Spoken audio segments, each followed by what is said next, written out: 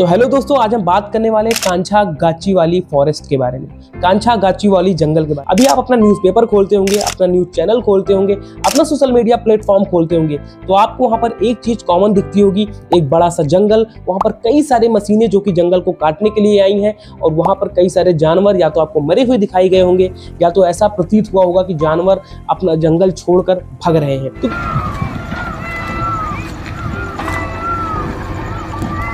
तो दोस्तों, ये सारी न्यूज़ जो है, ये जो सारी फोटोज हैं, ये हैदराबाद की है। हैदराबाद में एक कांछा गाचीवाली फॉरेस्ट है, वहाँ की ये सारी फोटोज है।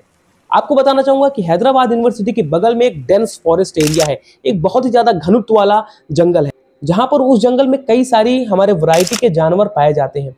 वहाँ पर डियर्स पाए जाते हैं, हिरन जिन्हें हम कहते हैं, वहाँ पर हमारे पिकॉक यानी कि मोर पाए जाते हैं। तो उनका जीवन अभी संकट में है। ये वीडियो मैं इसीलिए बना रहा हूं ताकि ये बात, अगर जो लोग बातों को न समझ पाए हों, जो लोग रील्स स्क्रॉल करने में बिजी हों, जो लोग खाली स्टेटस लगाकर आगे बढ़ जाने में बिजी हों, उनके लिए खासकर ये वीडियो है कि आप इस वीडियो पर रुकें और इस वीडियो को जरूर देखें। तो चलिए दोस्तों, आज हम बात करते हैं इसी के बारे में। मेरा नाम है अक्षय और आप देख रहे हैं आई अक्षय टॉक। मैं हूं बिल्कुल ठीक ठाक और आशा करता हूं आप भी बिल्कुल ठीक ठाक होंगे।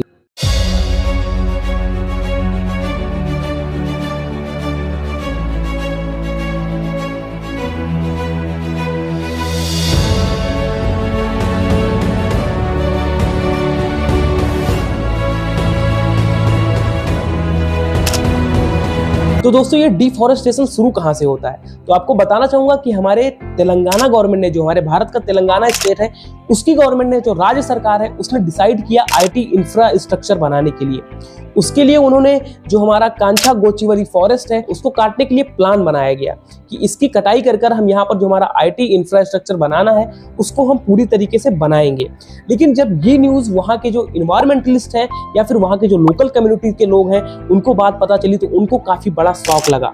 और दोस्तों, शौक क्यों ना लगे, क्योंकि कोई भी जंगल अगर कटता है या फिर कोई भी इन्वायरमेंट को नुकसान होता है, तो उसके जिम्मेदार हम खुद होते हैं। इसी चीज को अपने मद्देनजर रखते हुए हमारे जो भी इन्वायरमेंटलिस्ट थे, हमारे वहाँ के जो लोकल कम्युनिटी मेंबर थे, यहाँ तक कि हमारी हैदराबाद यूनिवर्सिटी के बगल में ये जंगल है, वहाँ के जो भी स्टूडेंट हैं, उन्होंने एक प्रोटेस्ट स्टार्ट कर दिया इसके खिलाफ।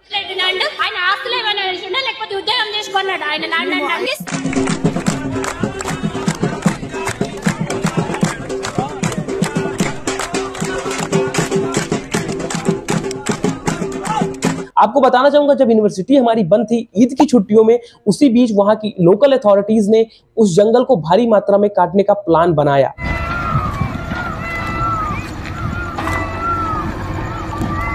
क्योंकि उनको ये बात पता थी कि अगर हम ये काम छुट्टियों में नहीं करेंगे, तो सबसे पहले इस चीज का विरोध यहाँ के स्टूडेंट ही करना स्टार्ट कर देंगे। दोस्तों, देखते ही देखते 2 दिन की छुट्टियां बीतती गईं और वहां के जंगल की कुछ दशाएं इस प्रकार से हो गई। What once stood as a green haven now battles for its survival.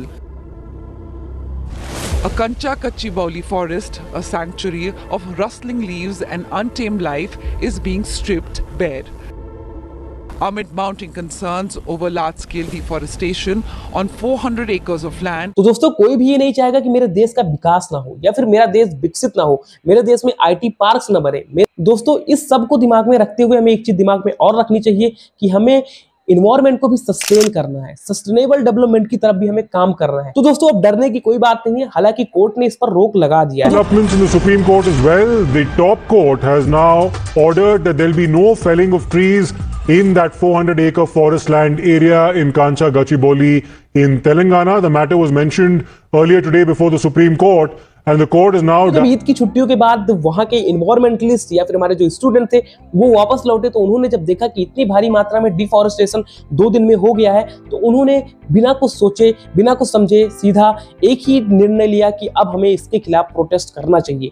वैसे तो ये चीजें नहीं रुकने वाली। उन्होंने जस्ट प्रोटेस्ट स्टार्ट कर दिया इन्वायरमेंटलिस्ट के साथ मिलकर और कुछ वहां लोकल कम्युनिटीज के साथ मिलकर।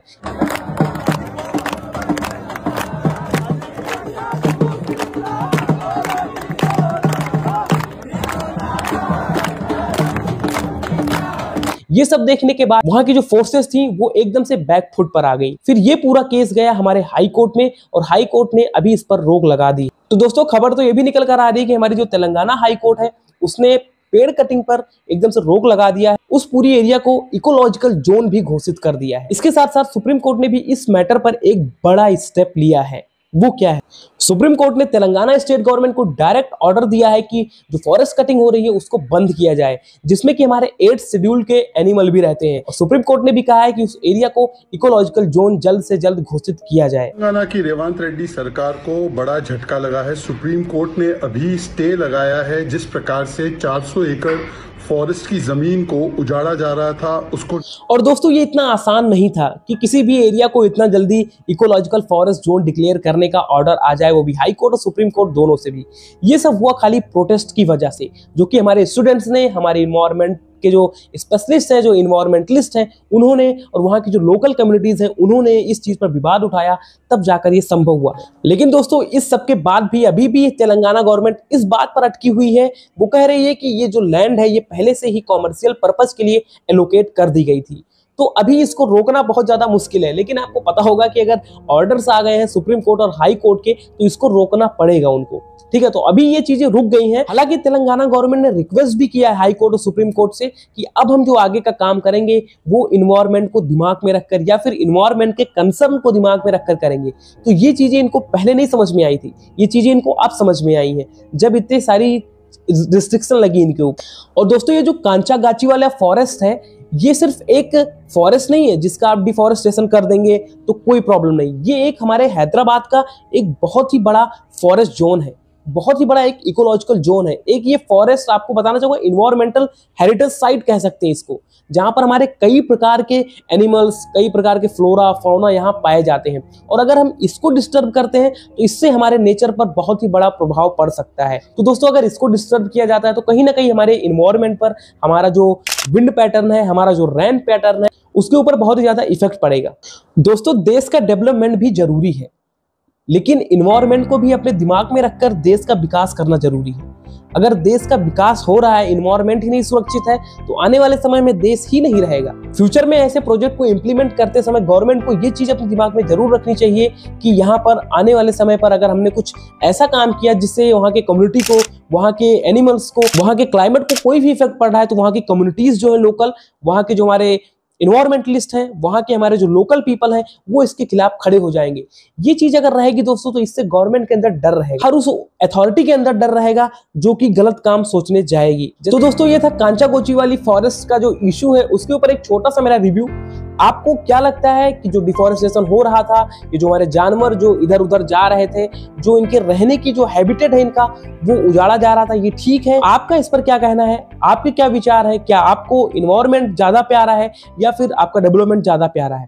या फिर अगर आपको दोनों प्यारा है, कमेंट सेक्शन में आपकी जो भी राय हो कमेंट सेक्शन में जरूर बताइए। और अगर चैनल पर पहली बार आए तो चैनल को फॉलो और सब्सक्राइब जरूर करिए और अपने दोस्तों के साथ भी शेयर करिए।